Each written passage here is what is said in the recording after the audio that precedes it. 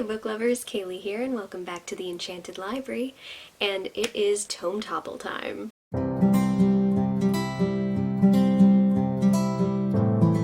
If you don't know what Tome Topple is, I will leave a link above my head here so you can check out Sam's video from Thoughts on Tomes. But this is round 14, I believe, that she is hosting, wherein the idea is within 2 weeks you read big books. So anything that is around 500 or over 500 pages, and you've got 2 weeks to do it. And I believe this round is from the 15th to the 28th of March, and I definitely have some big books here. But without further ado, let's get into my potential reads. I honestly highly doubt that I'm going to read more than one, but I have some options because I am a mood reader and I cannot stick to a set TBR. So I ended up grabbing basically all of my 500 page books, 500 plus page books, to give options for. But the main one that I want to start out with is one that I am doing also for my Read What You Own 2021 challenge, because this book has been on my shelf for so long, and it's not really in my wheelhouse of genre because it's more of a sci-fi spin on fantasy, but it is also going to work for the translated book prompt for that. Without further ado though, the book is The Map of Time by Felix J. Palma. I will actually just read the back here. Set in Victorian London with characters real and imagined, The Map of Time is a page-turner that boasts a triple play of intertwined plots in which skeptical H.G. Wells is called upon to investigate purported incidents of time travel and to save lives and literary classics, including Dracula and the Time Machine, from being wiped from existence.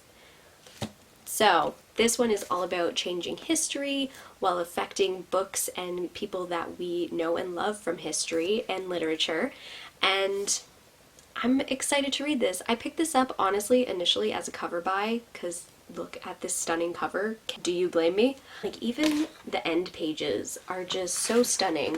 And I will say, when I purchased this book, I also got the second book because I was so convinced that I was going to love it.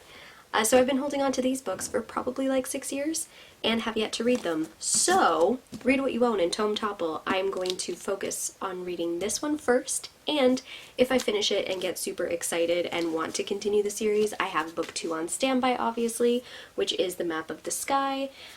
So I'm ready to go for this round of Tome Topple with these 2 in the wings.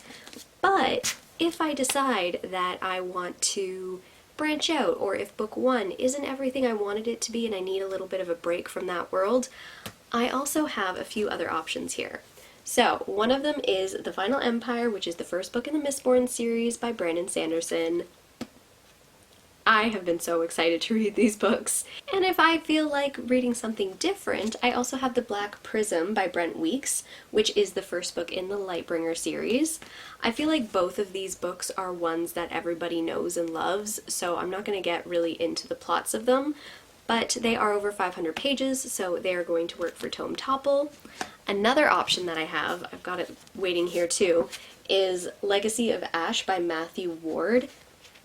This one was kind of a cover buy as well, but for this one it says an epic tale of intrigue and revolution, soldiers and assassins, ancient magic, and the eternal clash of empires. Legacy of Ash is the first in an unmissable debut fantasy trilogy from a major new talent. I mean, there are so many trigger words in there. So it says, a shadow has fallen over the Tressian Republic, but as Tressia falls, heroes rise.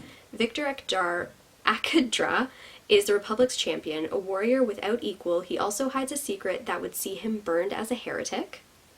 Jasiri Trellin is Victor's sworn enemy.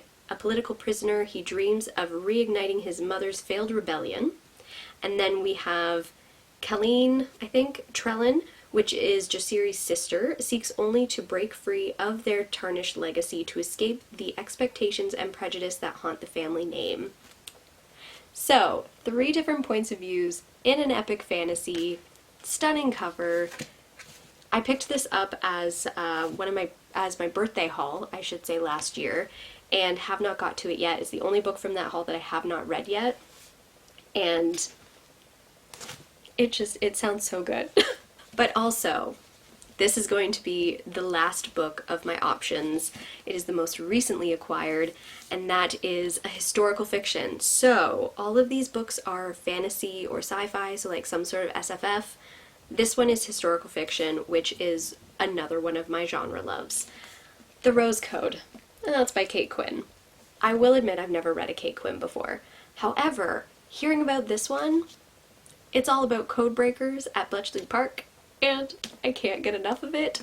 I know that she did so much research going into this book that I just can't contain my excitement, and I was not expecting to have this for Tome Topple this year, but now that I do, I'm really hesitant about even starting this one, even though it is the main book that I want to read. So, I don't know, you guys, I have so many options. Okay, so no, this is going to be my focus because I've had it for so long.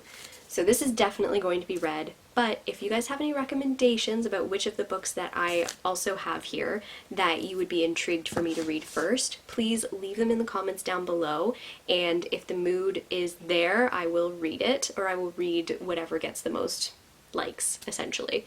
But yeah, those are my book options for Tome Topple round 14. Again, let me know in the comments below if any of these are piquing your interest, and also if you are going to be participating, because I love big books. I'm sure that you guys love big books. It's a grand time. And be sure to like this video and subscribe to my channel for more content. Hit that bell notification icon so then that way you are aware anytime I post new videos, and until next time, keep reading.